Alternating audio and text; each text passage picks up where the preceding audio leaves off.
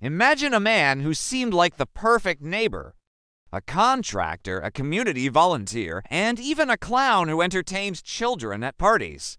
But behind the mask of smiles and laughter, he was hiding one of the darkest secrets in American history. This is the story of John Wayne Gacy, the man the world would come to know as the Killer Clown. John Wayne Gacy was born on March 17, 1942, in Chicago, Illinois. His childhood was far from perfect. His father was an abusive alcoholic who beat him regularly, while his mother tried to protect him but could do little against the violence. Young Gacy suffered from health problems, including a heart condition, and was often bullied by other children. He grew up craving approval, but his father's constant insults and physical abuse left deep scars on his mind. As he entered adulthood, Gacy tried to build a respectable life. He got married in 1964 and moved to Iowa, where he managed several KFC restaurants owned by his father-in-law.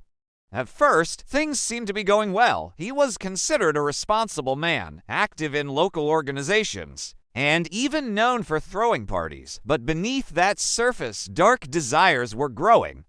In 1968, Gacy was charged with sexually assaulting teenage boys. He was sentenced to 10 years in prison, but served only 18 months before being released. Despite this disturbing past, he managed to rebuild his life. He divorced his first wife, remarried, and moved back to Chicago, where he started his own construction business. By the mid-1970s, Gacy was living a double life. By day, he was a successful contractor and respected member of his community. By night, he prowled the streets of Chicago, targeting vulnerable young men and boys. He developed a terrifying pattern. He would lure his victims with promises of work, money, or simply by pretending to be friendly. Once inside his home, he would use a cruel trick. He would handcuff himself in front of them, showing how easily he could escape. Then he would convince them to try it too, but once the handcuffs were on, there was no escape.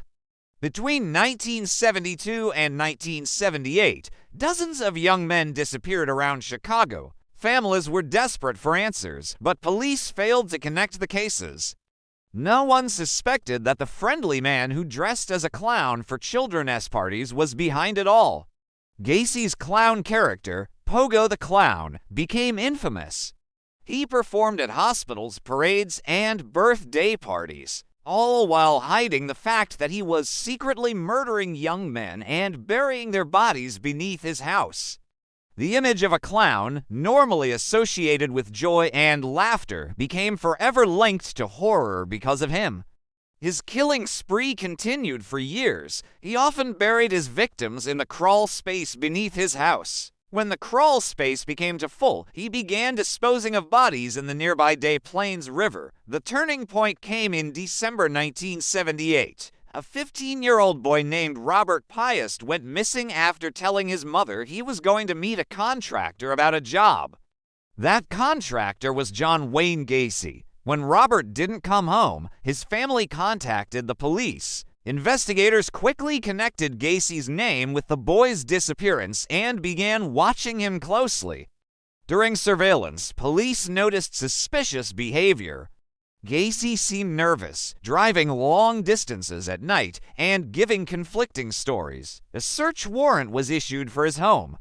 Inside, police found evidence that linked him to Robert Piest and several other missing boys. But the most horrifying discovery came when investigators began digging beneath his house. One by one, bodies were uncovered.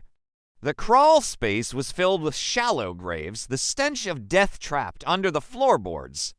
Police recovered 29 bodies from beneath his home and for more from the river. In total, John Wayne Gacy was responsible for the deaths of 33 young men and boys. The trial of John Wayne Gacy began in February 1980. The evidence was overwhelming. Survivors testified about his cruel tricks, and families of victims filled the courtroom with grief and anger. Gacy tried to claim insanity, arguing that his alternate personality, the clown, committed the murders, but the jury was not convinced. On March 13, 1980, Gacy was found guilty of 33 counts of murder and sentenced to death. For 14 years, Gacy sat on death row.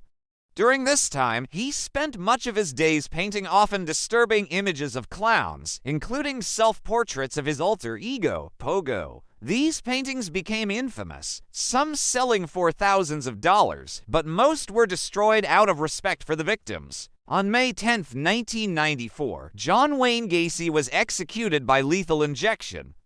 His final words were chilling. He said, "Kiss my ass." The case of John Wayne Gacy shocked America.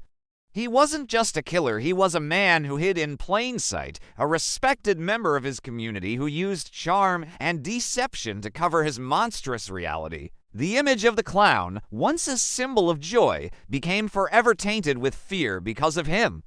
Today, the story of the killer clown remains a haunting reminder that evil docentee always look like a monster. Sometimes it hides behind a smile, a handshake, or even a painted clown face. John Wayne Gacy's crimes left scars, not only on the families of his victims, but on the very fabric of American culture. His story inspired books, movies, documentaries, and even influenced fictional characters like the terrifying clowns in popular horror films. But beyond the horror and the infamy, there are 33 young lives that were taken too soon. Their families never got to see them grow, to live full lives, to achieve their dreams. They are the ones we should remember. The story of John Wayne Gacy is not just about a killer. It's about the victims whose voices were silenced. It's about the families who never stopped searching for answers. And it's about the terrifying reality that sometimes the most dangerous monsters wear the most ordinary masks.